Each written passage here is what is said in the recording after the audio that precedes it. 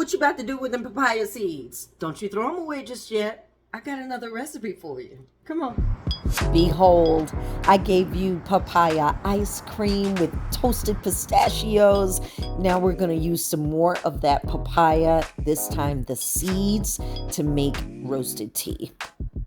The papaya seed is surrounded by a little jelly-like substance, just part of the fruit pulp, and we're not worried about these exploding. They will once we toast them in the oven.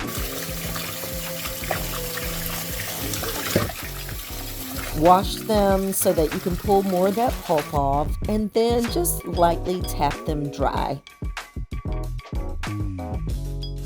Place them in an oven-safe pan and slide it in for about 25 minutes on 295.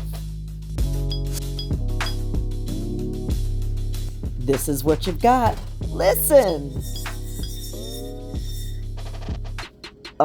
It smells like really refined fruity coffee. This is gonna make a beautiful tea.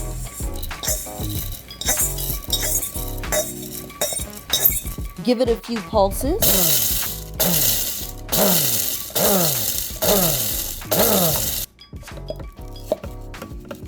You can grind it as fine or as coarse as you'd like.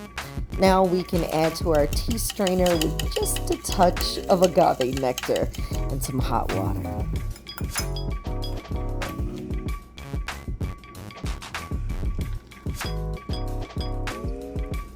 That color changes quickly into this beautiful amber. It smells amazing. Yeah, start roasting your papaya seeds and get the most out of this amazing fruit.